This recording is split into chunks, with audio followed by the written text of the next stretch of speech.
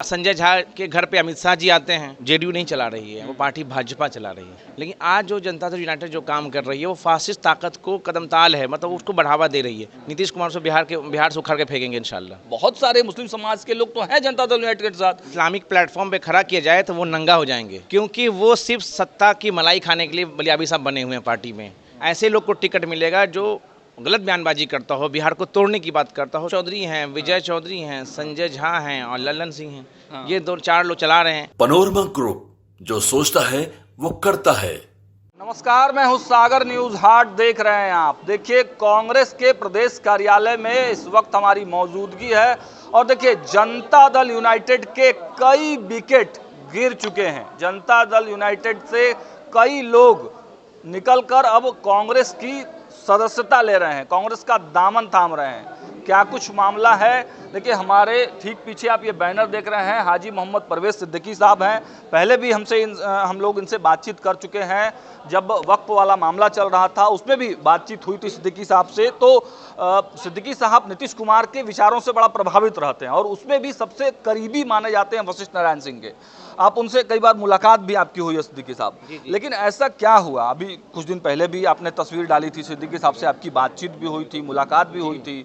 और अब पार्टी में जब पिछली दफे आपसे बातचीत हुई तो आपने कहा था कि हम पार्टी में रहते हुए उचित फोरम पर ये तमाम मुद्दों को उठाएंगे और मुख्यमंत्री जी से मुलाकात भी हुई। अचानक पार्टी छोड़ दिया, क्या कुछ बड़ी चीज़ों के को लेकर अंदर में कुछ अंदर खाने को चल रहा है या फिर कांग्रेस से कुछ बड़ी चीज़ें आपको दे दी गई हैं? देखिए, मैं शुरू से आपके जब मैं सुप्रीम कोर्ट में गया था वक्फ संशोधन एक्ट के खिलाफ, तो सबसे पहला इंटरव्यू आपके चैनल्स पे हुआ जी, बिल्कुल। और मैंने उस दिन भी ये कहा था कि मैं पार्टी में रहकर ये लड़ाई लड़ूंगा।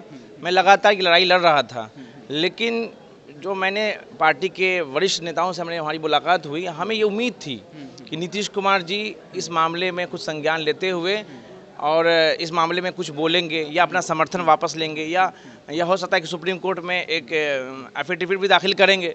लेकिन जेडीयू की तरफ से कोई भी नेता इस मामले में आगे नहीं बढ़े। खास के जो हमारे नेता थे नीतीश कुमार जी, वो आगे नहीं आए। लेकिन हम बीच में 3-4 मुलाकातें हुई सुप्रीम कोर्ट में केस दाखिल के बाद। उमेश कुशवाहा जी से बातचीत हुई, मनीष वर्मा जी से बातचीत हुई, दादा वशिष्ठ नारायण से बातचीत हुई, इसी को लेकर, वक्फ अमेंडमेंट एक्ट को लेकर। बोला उन्होंने कि नहीं, आप जो है इस पर हम बात करते हैं, इस पर करते हैं, कुछ करते हैं। लेकिन किसी नेताओं ने मुझे ये ऑफर आया कि आप नहीं जाइए पार्टी छोड़कर। 3 दिन पहले क्या, 22 तारीख की मैं बात कर रहा हूँ, आपको मदरसा बोर्ड का अध्यक्ष बनाया जाएगा, मदरसा बोर्ड का अध्यक्ष बनाया जाएगा, माइनॉरिटी कमीशन का चेयरमैन बनाया जाएगा। पार्टी नहीं छोड़िए। लेकिन हम लोग का जो कोर कमेटी और हमारे जो समर्थक लोग से मशवरा हुआ, जो मशवरा ये बात हुई कि वक्फ संशोधन एक्ट ये हमारा मसला नहीं, ये हमारा निजी मसला नहीं। और सबसे वाले जिसको हम मानते हैं अपना आइडियल, जो प्रॉफिट मोहम्मद सल्लल्लाहु अलैहि वसल्लम को आइडियल मानते, उस वक्त से ये चला, वक्त सिलसिला चला। और उस वक्त का सिलसिला चला जो मस्जिद कुबा है, दुनिया की जो पहली मस्जिद है, मदीना में जो स्थित है, मस्जिद नबवी है, वो वक्त से स्टार्ट हुआ ये चीज़ें। तो उसमें शरीयत में मुदाखलत हम लोग बर्दाश्त नहीं करेंगे, चाहे जितने भी जिम्मेदार थे, चाहे मर्द सरिया हो, चाहे जो भी हम लोग का मशवरा हो, जिसमें ये तय माना गया। लेकिन सिद्दीकी साहब, वजह क्या है? केवल आप या कुछ और मुसलमान, बाकी बहुत सारे मुस्लिम समाज के लोग तो हैं जनता दल यूनाइटेड के साथ। जो बलियाबी साहब जो लगातार बोल रहे थे वह भी अभी तक जदयू में बने हुए, वह भी कुछ नहीं बोल रहे हैं।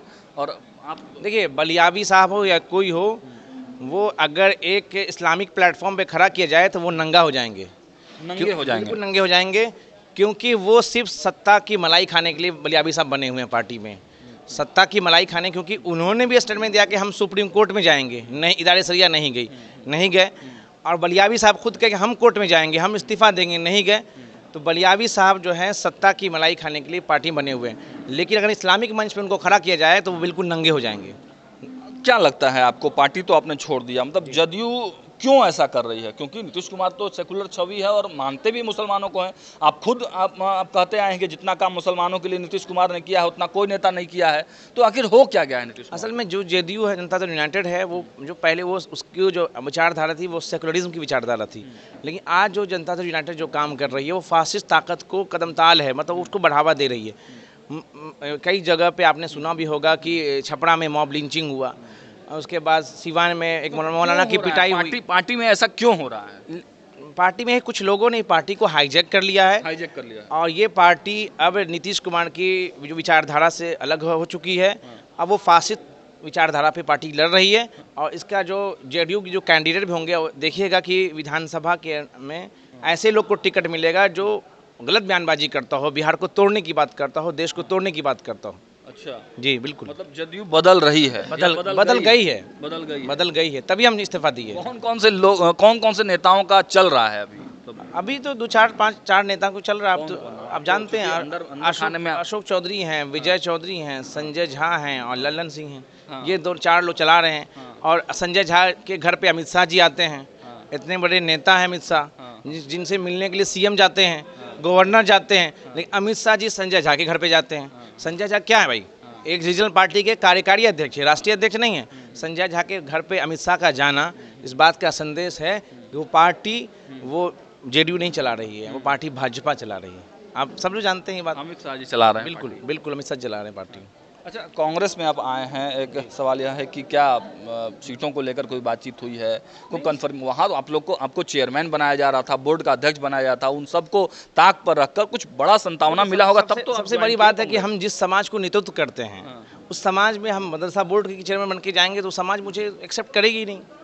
जब समाज हमें एक्सेप्ट नहीं करेगी तो फिर मदरसा बोर्ड किस बात का, माइनॉरिटी की कमीशन किस बात का? तो जब समाज, सबसे इम्पोर्टेंट हमारे लिए समाज है, क्योंकि हमने शुरू से राजनीति जो किया वो समाज को लेकर चले। हम जो अल्पसंख्यक को लीड किए, देश के बड़े पैमाने पे हम लोग काम किए हैं।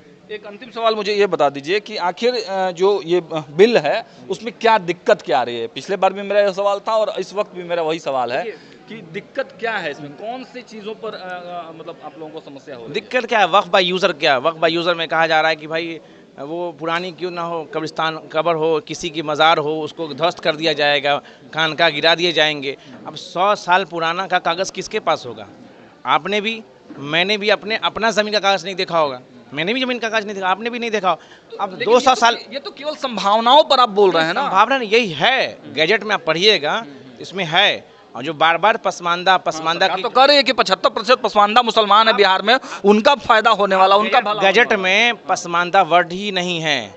आप उठाकर देखिए, हम डिबेट करने को तैयार हैं। पसमानदा का गैजेट में कोई जिक्र नहीं है। ये नेता उड़ा रहे हैं पसमानदा का भला। जो गैजेट जो है, जिस पे जो कानून बना है, उसमें पसमानदा वर्ड नहीं है। रियल में मुसलमानों का, गरीब मुसलमानों का कोई फायदा नहीं होने वाला है, कोई फायदा नहीं है, नुकसान होने वाला है।